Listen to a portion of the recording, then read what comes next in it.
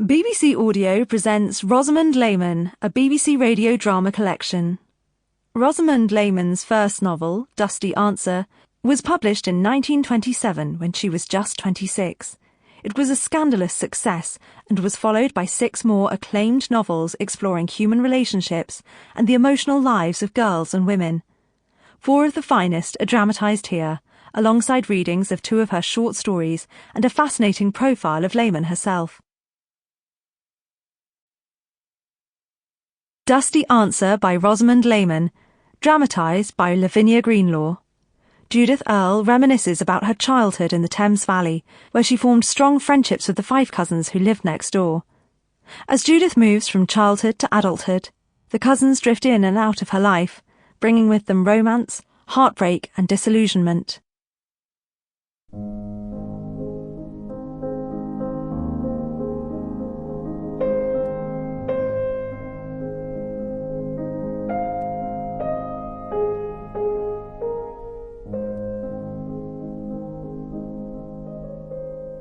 When Judith was 18, she saw that the house next door, empty for years, was getting ready again. Gardeners mowed and rolled the tennis court and planted tulips and forget-me-nots in the stone urns that bordered the lawn at the river's edge.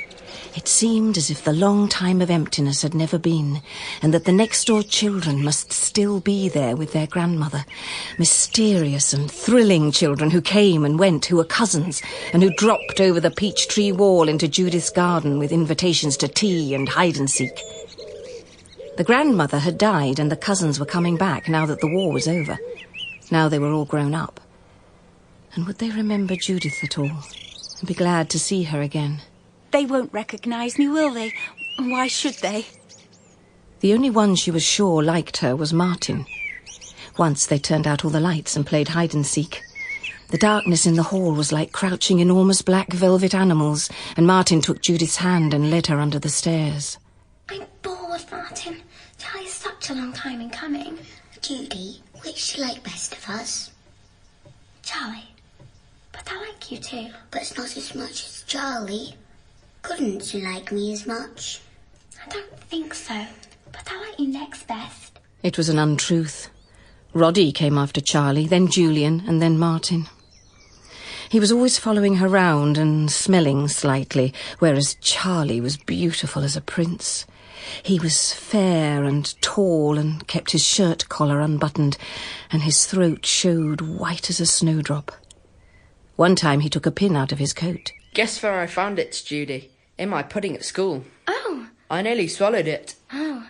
You can keep it if you like. She put the pin in a sealed envelope and wrote on it, The pin that nearly killed C.F. with the date, and laid it away in the washstand drawer with her will and a bit of uncut turquoise and some shells and a piece of bark from the poplar tree that fell down in the garden.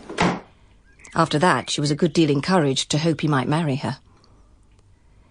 Once, she spent the night next door because Mamma and Papa were away and Nurse's mother was going at last. It seemed too exciting to be true, but it happened. The grandmother showed her the visitors' lavatory. Charlie met her coming out of it and passed by politely, pretending not to notice. It was a great pity. She had hoped to appear noble in all her works to him. There was no chance now. They had a midnight feast of caramels and banana mess, which Julian knew how to make because he was at Eton. Julian was rather mean about sweets. Sometimes when Judith was with him, he sucked away and never once said, "Have one."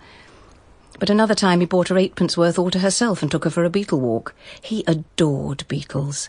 He knew their names in Latin and exactly how many thousand eggs a minute they laid.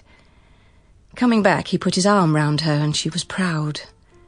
He stayed in the bathroom whole afternoons reading dictionaries or the Arabian Nights. And he played the piano so that it was impossible not to listen.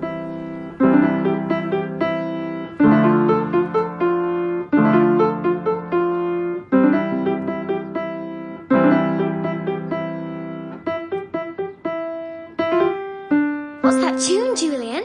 It's just something I made up. It's called Spring. Could you hear the cuckoo? I think so. It was wonderful. Play it again. It's just an exercise, really. I intend, of course, to write an opera. An Sample complete. Ready to continue?